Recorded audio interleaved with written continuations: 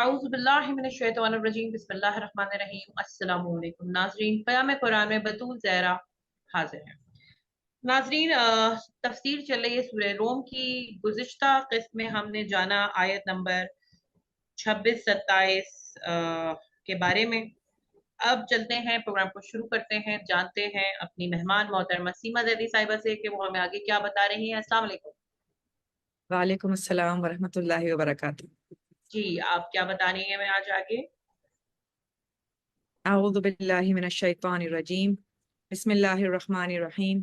अल्हम्दुलिल्लाहि रब्बिल आलमीन वस्सलातु वस्सलामु अला मुहम्मदिन व आलिहि तय्यबीन ताहिरीन।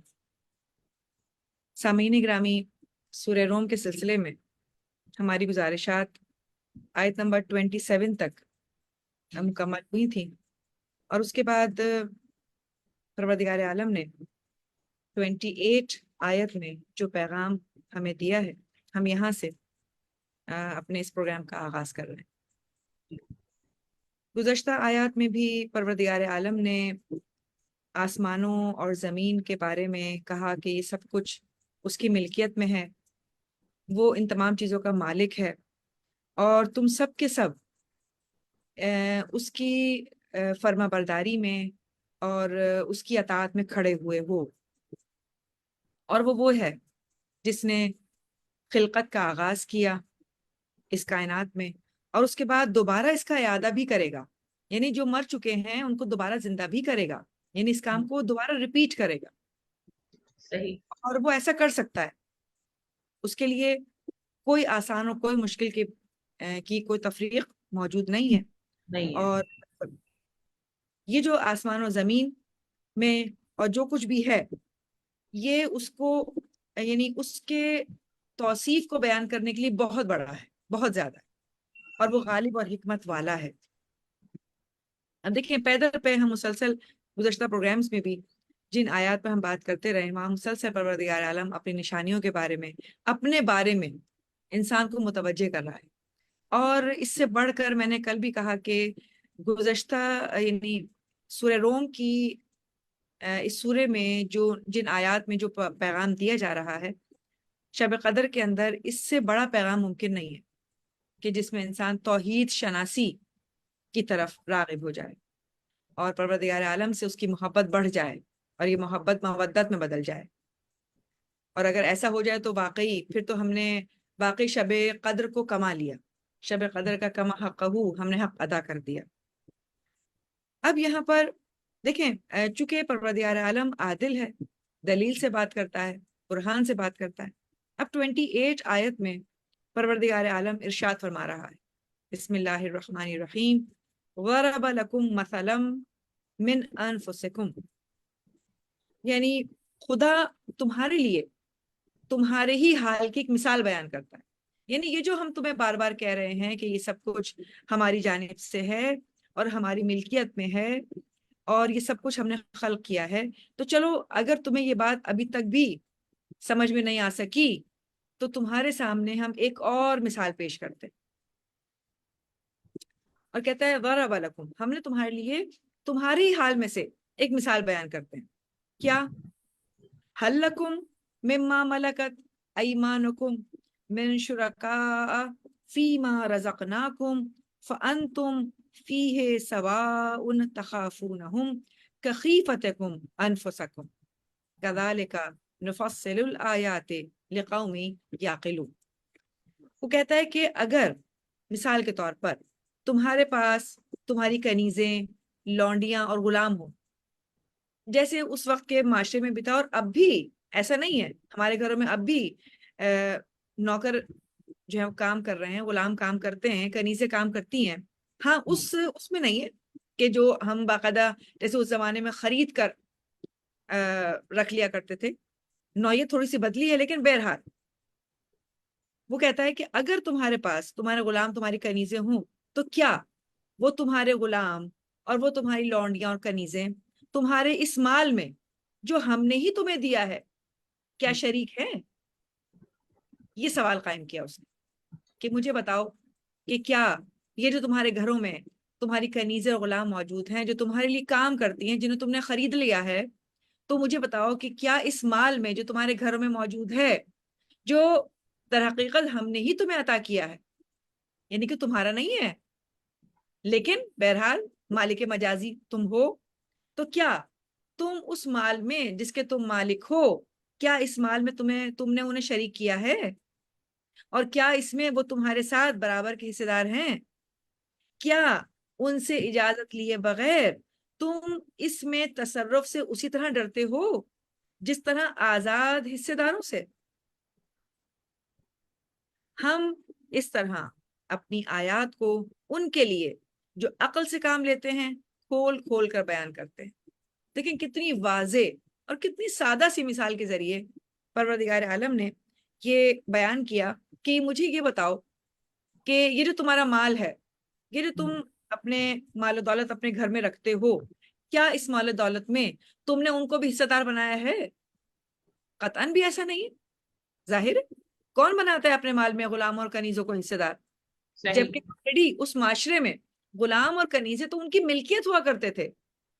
بالکل، یعنی یہ تو ممکن ہی نہیں ہے کہ اس کو برابر کا حصہ دے کر، برابر کا شریک ٹھہرا کر اپنی وراثت میں اسے حصہ دے دیا جائے، جی یعنی بہت ہی اوپر کی بات ہے۔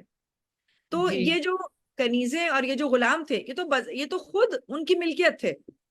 تو پروردگار نے یعنی اس میں سوال کیا کہ کیا تم بنا لو گے ان کو اپنا حصہ دار؟ اور کیا یہ وہ لوگ ان لوگوں کی جگہ پر آ سکتے ہیں جو تمہارے گھروں میں تمہارے حصے دار ہیں؟ مثال کے طور پر تمہارے بہن بھائی، تمہاری اولاد، تمہاری بیوی یا تمہارا شوہر۔ دیکھیں یہ وہ رشتے ہیں جو برابر کے حصے دار رشتے ہیں۔ باپ نے بالکل، جائیداد چھوڑی، اب اس جائیداد میں بیٹے کا بھی حصہ ہے، بیٹی کا بھی حصہ ہے، بیوی کا بھی حصہ ہے، اور اگر ماں باپ زندہ ہیں تو ماں باپ کا بھی حصہ ہے، بالکل، ٹھیک ہے نا؟ تو انسان اس حصے میں ان لوگوں سے تو ڈرتا ہے کہ اگر میں نے ان کا حصہ استعمال کر لیا تو وہ مجھ پر کلیم کر دیں گے، میرے ساتھ جھگڑا کریں گے، یعنی بہرحال ایک خوف موجود ہے کہ بھائی یہ ان کا حصہ ہے اور وہ مجھ سے کسی وقت مانگ سکتے ہیں۔ تو کیا پروردگار عالم کہتا ہے تو کیا تم نے ان کو ان حصے داروں کے برابر قرار دیا ہے جو تمہارے اس مال میں تمہارے برابر کے حصے دار ہیں؟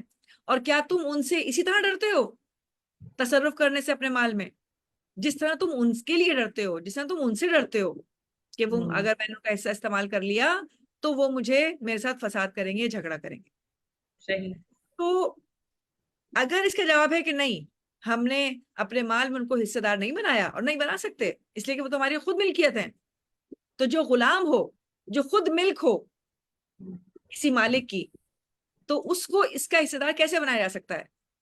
تو اب یہاں پہ بالکل ایگزیکٹلی اس چیز کو سمجھیں کہ پھر پروردگار عالم کہ جو اس پوری کائنات کا مالک ہے، جو ہمارا بھی مالک ہے اور ہمارے مال و دولت کا بھی مالک ہے، یہ کیسے ممکن ہے کہ تم، یعنی وہ یہ کہنا چاہتا ہے کہ یہ کیسے ممکن ہے کہ تم بظاہر ہمارے غلام ہو، یعنی ہمارے عبد ہو، ہمارے غلام ہو، یہ کیسے ممکن ہے کہ تم ہماری ملکیت میں کسی کو اپنا حصہ دار بنا دو، یعنی میرا حصہ دار بنا دو؟ یعنی کیسے ممکن ہے کہ وہ تمام بندہ خدا، وہ تمام مخلوقات جس کو میں نے پیدا کیا ہے، جو میری ملکیت ہے، تم انہی کو میرے برابر کھڑا کر کے میرا شریک بنا دو؟ کتنی واضح اور واہ سمجھ، واہ واہ، یعنی یہ جو مٹی، یہ جو سورج چاند ستارے جنہوں تم نے اپنا خدا سمجھ لیا، یہ تو میری ملکیت تھے، تم نے انہی کو میرے مقابل کھڑا کر کے جو میرے غلام اور میری کنیزیں ہیں، جو میرے اطاعت گزار ہیں، جو میرے مخلوق ہیں، جو میری عبادت کرتے ہیں، تم نے انہی کو میرے سامنے کھڑا کر دیا کہ بھائی یہ بھی تمہارے ساتھ شریک ہے۔ یعنی تم کون ہوتے ہو اس بات کا فیصلہ کرنے والے کہ میرے ملکیت میں کسی کو مالک بنایا جائے؟ یعنی نہ صرف تم نے اپنی مرضی سے یہ کام کیا بلکہ تم نے وہ کام کیا جو میرے اوپر ظلم ہے۔ یعنی اس حد تک پروردگار عالم نے وہ مثال دی کہ جو اس وقت کے عام معاشرے میں رائج تھی، غلام اور کنیزیں خریدے اور بیچے جاتے تھے۔ کون تھا جو انہیں راہ خدا میں آزاد کرتا تھا سوائے اس کے رہبر کے، اس پیغمبر کے، کہ جب کوئی ان کی غلامی میں آیا، انہوں نے اسی وقت آزاد کر دیا راہ خدا میں کہ نہیں، میں اس غلامی کی زنجیروں کو توڑنے کے لیے آیا ہوں۔ سب انسان کو پروردگار عالم نے برابر خلق کیا ہے، یعنی باقاعدہ طور پر وہ یہ کرتے تھے کہ بازاروں سے کنیزوں اور غلاموں کو خریدا کرتے تھے اور اپنے گھر لا کر انہیں آزاد کر دیا کرتے تھے کہ میری طرف سے تم آزاد ہو۔ وہ الگ بات ہے کہ وہ غلام اور کنیز جب ان کا ایسا حسن اخلاق دیکھتا تھا تو کہتا تھا کہ میں اپنے گھر کو چھوڑ کر نہیں جاؤں گا۔ وہ جو زید بن حارثہ کا واقعہ جسے رسول اکرم نے اپنا منہ بولا بیٹا بنایا تھا، کون تھا؟ جناب خدیجہ نے بازار سے، یعنی ایک روایت یہ ہے کہ یہ کہا جاتا ہے کہ جناب خدیجہ نے ختم مرتبت کے لیے، ان کی خدمت کرنے کے لیے ایک غلام کو بازار سے خریدا اور انہیں پیش کر دیا۔ صحیح۔ پیغمبر اکرم نے اس تحفے کا جواب ایسے دیا کہ چونکہ تم نے مجھے تحفہ دیا تو میں اس تحفے کو اس طرح پلٹاؤں گا کہ اسے راہ خدا میں فوراً آزاد کر دیا۔ لیکن وہ بچہ اس گھر کو چھوڑ کے نہیں گیا، اور یہ ابھی اسلام کے بظاہر اعلان سے پہلے کی بات ہے، اور اس کا باپ بہت بڑا بزنس مین تھا، بہت بڑا تاجر تھا۔ جب اسے پتا چلا کہ میرا یہ بچہ کسی طرح سے گھر سے بھاگ چکا ہے اور اب فلاں شخص کے پاس موجود ہے جو اپنے آپ کو نبوت کا دعویٰ کر رہا ہے، تو وہ پہنچا رسول خدا کے پاس اور اس نے کہا میرا بیٹا تمہارے پاس ہے۔ رسول خدا نے کہا میں نے اس کو آزاد کر دیا ہے، جاؤ اور اپنے بیٹے کو لے جاؤ۔ لیکن بیٹے نے جانے سے انکار کر دیا، اس نے کہا نہیں، میں اس در کو چھوڑ کے نہیں جاؤں گا۔ اور پھر ایسا فرما بردار بنا، ایسا مطیع بنا رسول خدا کا کہ جب آپ نے دین کا آغاز کیا، اعلان کیا، تو اس طرح سے دین اسلام کو قبول کیا کہ اس وقت کے معاشرے میں زید کو رسول خدا کا منہ بولا بیٹا کہا جاتا تھا، یعنی محمد کے بیٹے اس نام سے انہیں پکارا جاتا تھا۔ یعنی وہ دین جو اس حد تک غلام اور کنیزوں کو بالکل برابری کا سلوک دے، لیکن اس معاشرے میں یہ بات نہیں تھی۔ پروردگار ہم آج عالم اپنی میٹس کو بھی نہیں دیتے، وہ مطلب ٹھیک ہے ہم پھر بھی بہتر رکھتے ہیں، لیکن جو اہل بیت کا طریقہ کار تھا وہ تو ہم آج بھی نہیں دیتے۔ ظاہر ہے وہ تو ایک مطلب انسان کی، دیکھیں دین پر وہ جتنا بھی کاربند ہوگا اتنا زیادہ خوف خدا اس کے اندر راسخ ہو جائے گا۔ انسان کو کوئی اور چیز نہیں روک سکتی سوائے خوف خدا کی۔ صحیح۔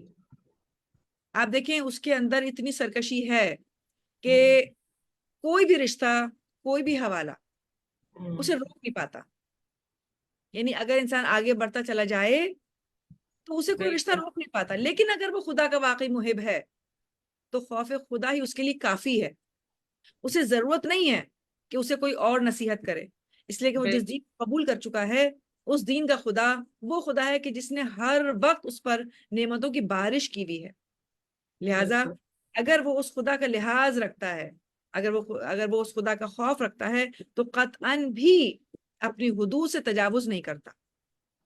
لہٰذا اس عرب کے معاشرے میں پروردگار عالم نے توجہ دلائی کہ کیا تم اتنی اہلیت رکھتے ہو کہ ان غلاموں کو، ان کنیزوں کو اپنے برابر کھڑا کر لو، تو پھر تم کیسے توقع کرتے ہو کہ میں جو مالک حقیقی ہوں، جو تمہارا بھی مالک ہوں، تمہارے مال و دولت کا بھی مالک ہوں، اور تمہارے کنیزوں اور غلاموں کا بھی مالک ہوں، خالق، کیسے تم اپنے جیسے لوگوں کو یا اپنے سے نیچے مخلوقات کو میرے برابر میں میرے شریک لا کر کھڑا کرتے ہو؟ یہ جو بت ہیں بظاہر کس چیز کے بنے ہوئے ہیں؟ مٹی کے بنے ہوئے ہیں۔ بالکل سائنسدانوں نے یا علماء نے مخلوقات کی جو تفریق کی ہے، تقسیم بندی کی ہے، اس میں سب سے نچلا درجہ جمادات کا ہے، اور جمادات میں کون ہے؟ پتھر، مٹی، پہاڑ۔ صحیح۔ اور یہ بت کون تھے؟ مٹی سے بنے ہوئے بت۔ اور میں یہاں پہ آپ کو ایک بہت دلچسپ بات بتاؤں کہ صادق حسن صاحب یہ فرماتے ہیں کہ ایام حج میں ایک رکن ہے رمی جمرات، جہاں پر شیطان کو کنکر مارے جاتے ہیں۔ اور یہ بہت لازمی جز میں سے، اگر یہ نہیں کیا تو حج قبول نہیں ہوتا. تو کہیں گے بہت ہی زیادہ دلچسپ بات یہ ہے کہ یہ کنکر بھی پروردگار عالم نے خاص میدان سے چننے کو کہا ہے. اچھا، اپنے پاس سے نہیں کوئی. یعنی ہر جگہ کا کنکر نہیں اٹھانے کو کہا. اچھا، یہ نہیں کہ آپ اپنے گھر سے لے جائیں. اس میں کیا لاجک ہے؟ اب میں وہی لاجک بتانے والی ہوں کہ پروردگار عالم نے کہا نہیں، صرف مزدلفہ، جس کو مشعر الحرام کہتے ہیں، اور یہ وہ جگہ ہے کہ جب میدان عرفات سے حاجی واپس آ رہے ہوتے ہیں وہ دن گزار کر یوم عرفہ کا، تو راستے میں یہ مزدلفہ کی پہاڑی کے پاس ایک جگہ ہے مشعر الحرام، جہاں پہ رات کو، یعنی کہ جہاں پہ ٹھہرا جاتا ہے کچھ دیر، اور کچھ دیر ٹھہرنے کے بعد اور پھر آگے جایا جاتا ہے صفا مروہ کی طرف، منا کی طرف جاتے ہیں، جہاں پھر اس کے بعد ہم 3 دن وہاں ٹھہرتے ہیں، اور پھر اس کے بعد اس میں سے ایک دن ہم جا کر شیطان کو کنکر ہی مارتے ہیں. تو کہتے ہیں کہ یہ جو کنکر ہے نا، یہ مزدلفہ کے میدان سے یعنی کہ لینے کا حکم ہے. اور اس کی انہوں نے بہت ہی زبردست وجہ بتائی. کہنے لگے کہ عرب کے معاشرے میں مزدلفہ کی مٹی ایسی ہوتی تھی کہ جو وہاں کے لوگ بتوں کو بنانے کے لیے استعمال کرتے تھے. اس لیے کہ وہ مٹی اتنی اچھی ہوتی تھی کہ اس میں چپکنے کی صلاحیت بہت ہوتی تھی، اور اس سے وہ مٹی بت بنانے کے لیے بہترین شمار کی جاتی تھی. اور وہاں کی مٹی کو وہ لوگ استعمال کرتے تھے بتوں کو تراشنے کے لیے اور بنانے کے لیے. پروردگار عالم نے کہا کہ جس شیطان نے تمہیں مزدلفہ کی مٹی کو مطلب چننے کے لیے اکسایا تاکہ تم میرے خلاف میرے سامنے بت بناؤ، میرے شریک بناؤ، میں اسی شیطان کو کنکر مارنے کے لیے اسی مٹی کا انتخاب کروں گا. واہ. یعنی میں واقعی حیرت میں آ گئی تھی کہ پروردگار عالم کا یہ جو فلسفہ ہے کسی بھی کام کے اندر کتنا زبردست ہے.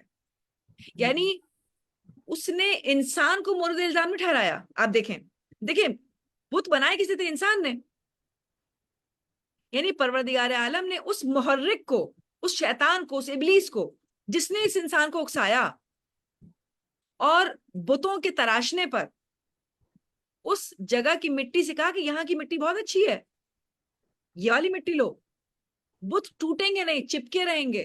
دیکھیں مٹی میں ایک صلاحیت ہوتی ہے، سوکھنے کے بعد ٹوٹنے لگتی ہے، تو جس میں چپکنے کی صلاحیت ہوگی تو وہ بت بنا رہے گا. بالکل بالکل. تو شیطان نے یہ وسوسہ ڈالا کہ تم یہاں کی مٹی استعمال کرو، یہ مٹی بہت اچھی ہے بت بنانے کے لیے، تمہارے بت ٹوٹیں گے نہیں، جمے رہیں گے.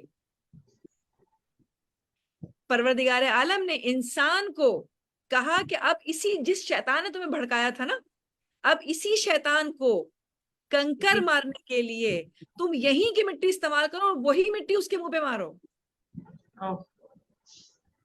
آپ دیکھیں کتنا بڑا فلسفہ ہے.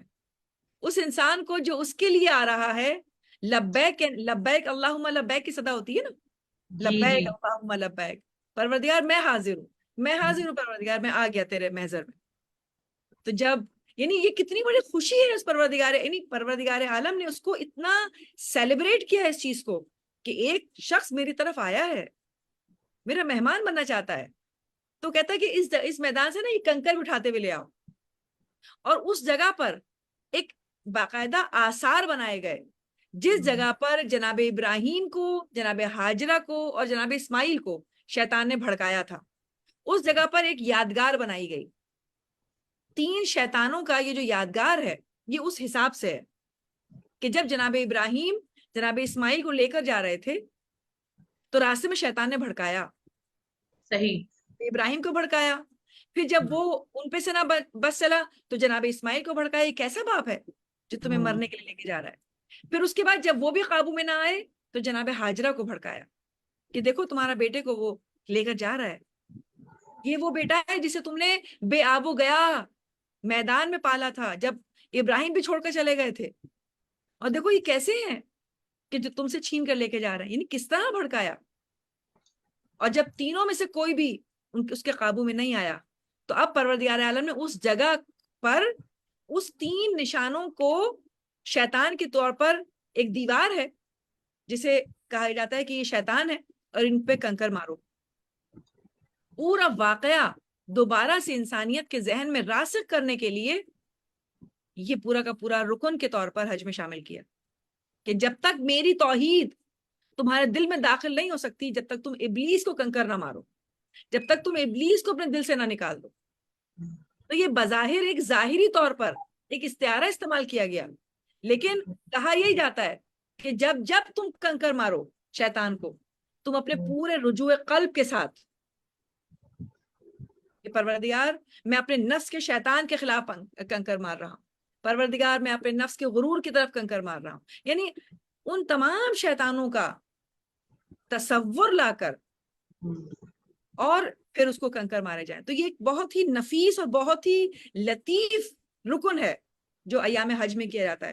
تو جہاں پروردگار عالم اس نوعیت پر جا کر انسانیت کو توحید کے مراتب سکھا رہا ہو، جہاں اس نوعیت پر جا کر پروردگار عالم انسانیت کو توحید کی طرف راغب کر رہا ہو، تصور کیجیے وہ خدا کس قدر رحیم ہے، کس قدر رحیم ہے کہ جب وہ یہ کہتا ہے کہ دیکھو تم نے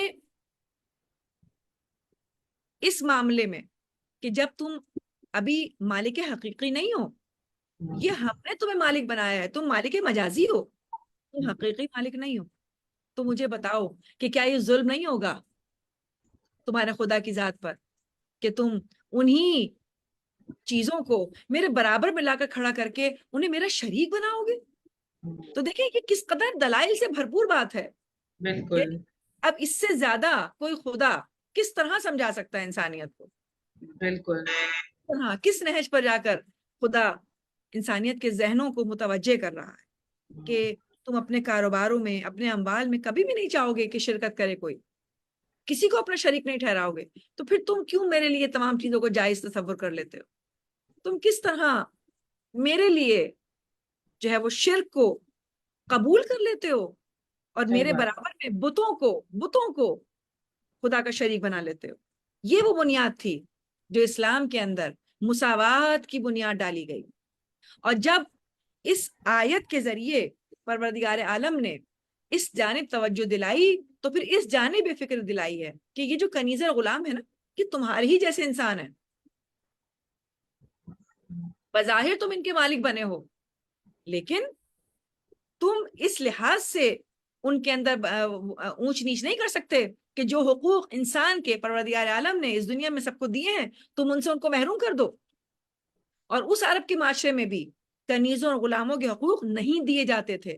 اور آج بھی آپ دیکھ لیں ہم کتنی مرتبہ یعنی خبروں میں، رسالوں میں، سوشل میڈیا پر کئی واقعات ایسے سنتے ہیں کہ جہاں گھروں میں گھریلو ملازماؤں پر تشدد کیا جاتا تھا اور جاتا رہا ہے.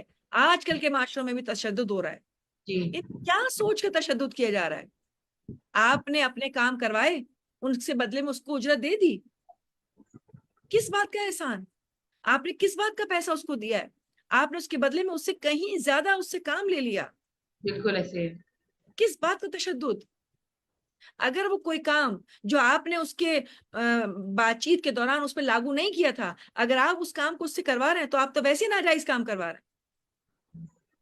لیکن آج کل کے معاشرے میں آپ یقین کریں کہ کتنی زیادہ، یعنی میں تو ایک خبر سن رہی تھی جس میں باقاعدہ عدالت کے ایک جج کے گھر میں یہ واردات ہوئی ہے کہ جج کی بیوی نے، جج نے گھریلو ملازمہ پر اتنا تشدد کیا کہ وہ مرنے کے قریب پہنچ گئی. جب کسی معاشروں میں ججز، قاضی اپنے گھروں میں عدالت نافذ نہ کر پائیں تو مجھے بتائیے اس معاشروں کے کیا حال ہو. کہاں اور کہاں توحید شناسی، یعنی اپنے آپ کو فرعون سمجھے ہوئے ہیں، اپنے آپ کو مطلق العنان حکومت کے فرما روا سمجھے ہوئے ہیں. بالکل ایسے ہی ہے.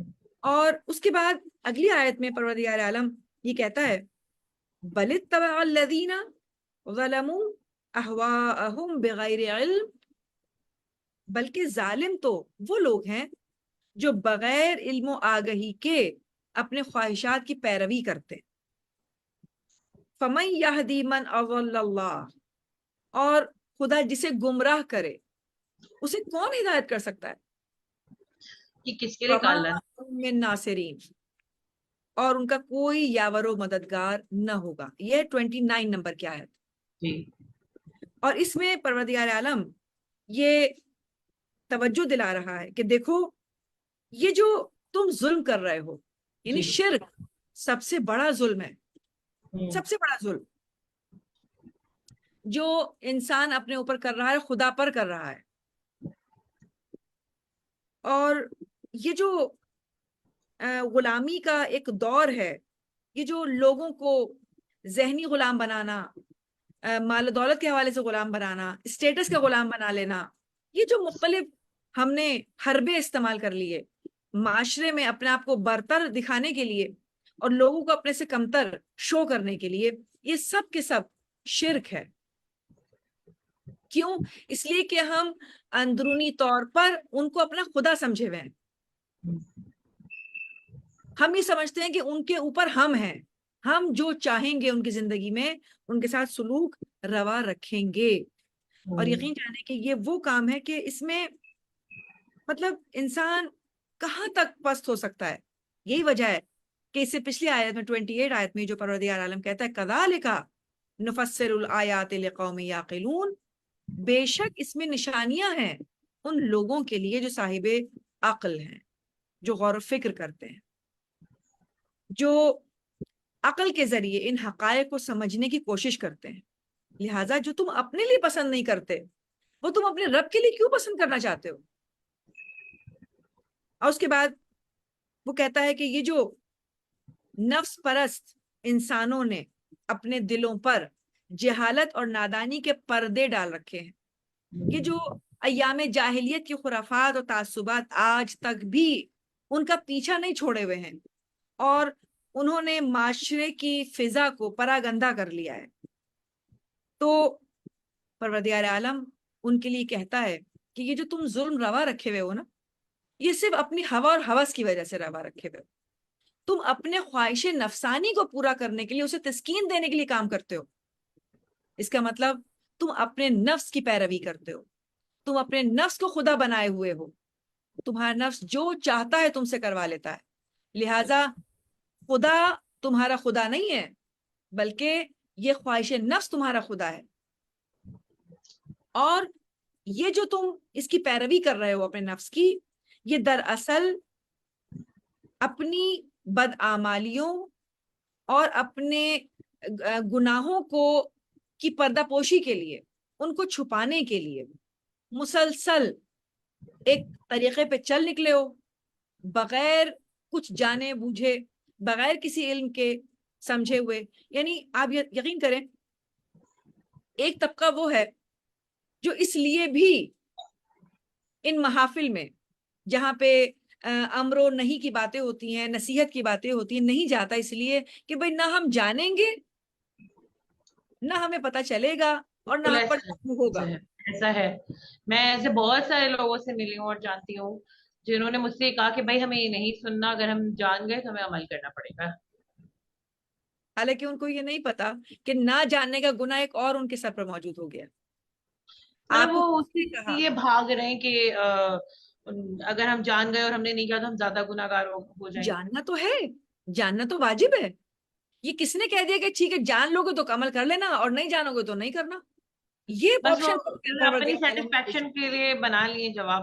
یہی نا، یہی بات ہو رہی ہے یہاں پر، یہی بات یہاں پر بل اتبع الذین ظلموا منہم اہواءہم بغیر علم، یعنی بغیر علم کے لائے ہوئے، بغیر کسی بات کے جانے ہوئے مسلسل ظلم پہ ظلم کرتے چلے جا رہے ہو۔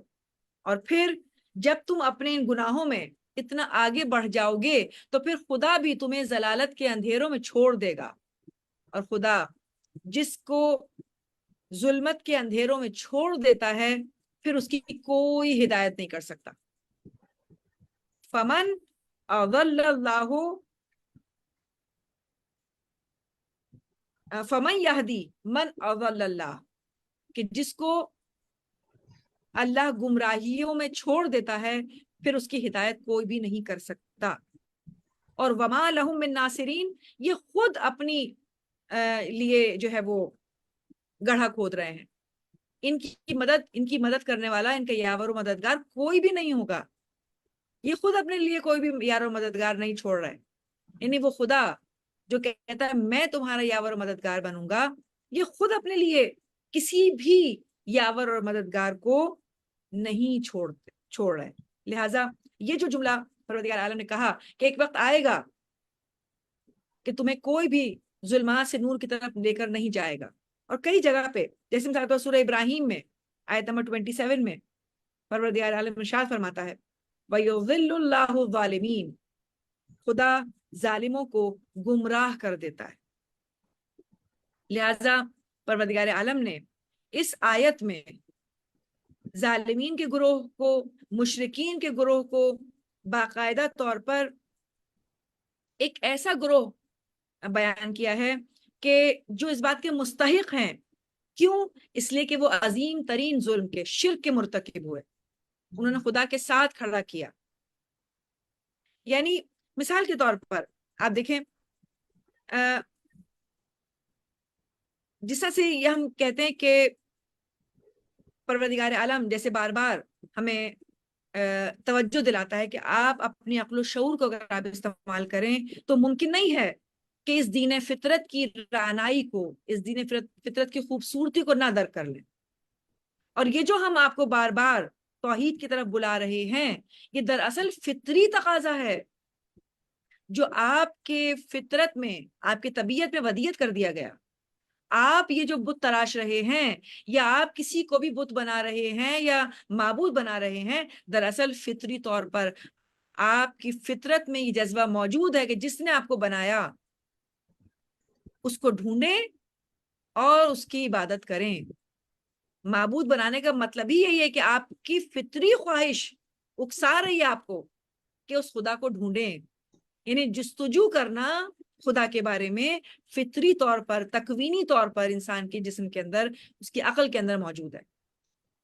لہذا ہمیں دعا کرنی چاہیے پروردگار عالم سے کہ پروردگار ہمیں شرک کی گمراہی سے، ظلم کی گمراہی سے دور رکھ.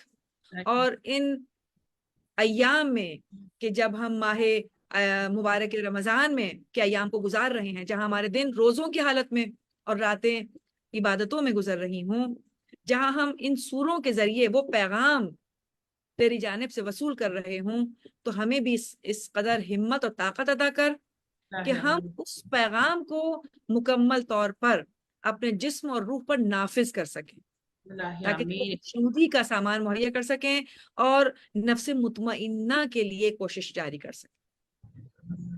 اللہ آمین یا رب العالمین. بہت بہترین. اور ناظرین یہ والی ایپیسوڈ تو بہت ہی زبردست تھی، اسپیشلی خاص کر کے جو آپ نے بتایا کہ مٹی سے جو شیطان کو مارنے والی بات ہے، یہ واقعی نئی تھی، نہیں پتا ہم لوگوں کو. اسی کے ساتھ ہی ناظرین پروگرام کا وقت ختم ہوتا ہے. انشاءاللہ کل پھر حاضر ہوں گے، آگے کی مزید آیتوں کی تفسیر جانیں گے. میں شکریہ ادا کرتی ہوں اپنی مہمان محترمہ سیما زیدی صاحبہ کا کہ انہوں نے اپنی مصروفیات میں سے وقت نکالا اور ہمیں جو ہے وہ اتنے بہترین انداز میں آیتوں کی، سورہ روم کی آیتوں کی تفسیر سمجھا رہے ہیں. اسی کے ساتھ ناظرین اجازت دیجیے بطول زہرا کو پیام قرآن سے. اپنا خیال رکھیے، دیکھتے رہیے ٹائم ٹی وی کینیڈا. اللہ حافظ.